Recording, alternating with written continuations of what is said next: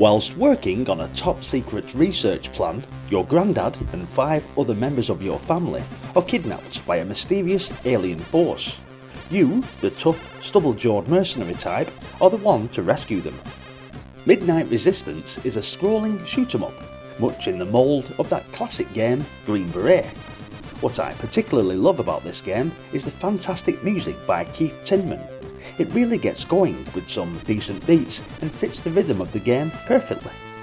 Your objective is simply to follow the scrolling landscape, dealing with whatever comes into view by blasting it. The task is to travel on foot through the strange world of mechanised mayhem, blasting everything in sight and rescuing your enslaved family. Be prepared for anything, as what you'll meet next is always unpredictable. Anyone lucky enough to have owned the Night Moves pack would have been introduced to this game, alongside 3 other classic titles which I'm sure I'll get around to covering at some stage. As well as soldiers fighting for the enemy, there are round steel blades that crawl across the screen, dipping and diving at your head, just waiting to turn you into mincemeat.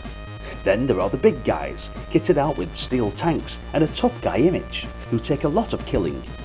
A great number of hits are often needed, but with a more powerful weapon, you can wipe them from existence quicker.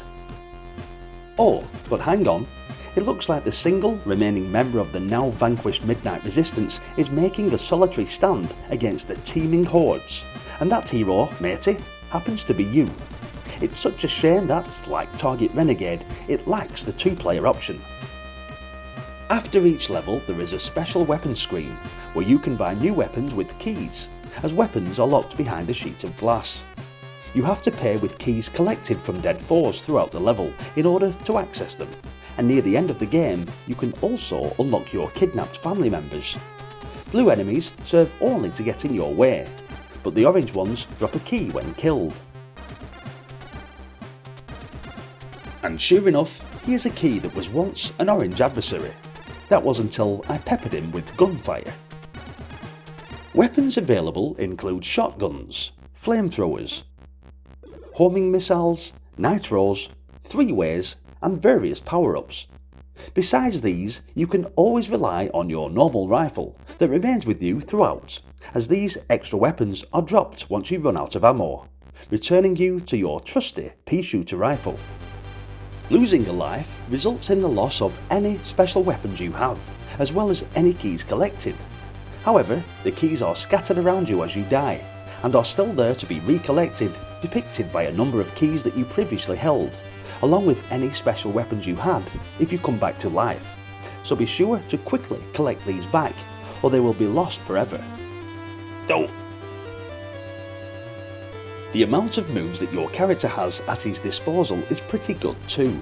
Although there is no hand-to-hand combat, you can shoot in all 8 directions while standing, running, jumping, crouching and crawling.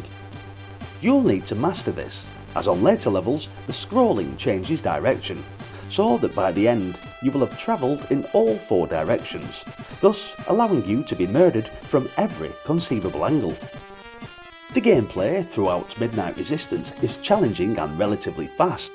The agility of your character is immense, allowing you to leap and spray bullets about the screen to your heart's content, which is just as well in view of the density of your attackers. The end of level nasties are particularly vicious, leaving little or no room for mistakes. Yes, the game is incredibly difficult, but because it's split into well-defined sections with an opportunity to power up and obtain extra lives, there is always a desire to have one more go and progress a little further. Graphically it's great. The main sprites are beefy chaps who stride around as if they mean business, and indeed they do.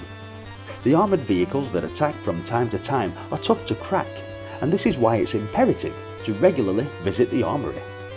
Seemingly impossible, but I reckon the Commodore 64 version of this game is more playable than its arcade parent. Brilliant! Do you agree? Hit the like button and let me know in the comment section.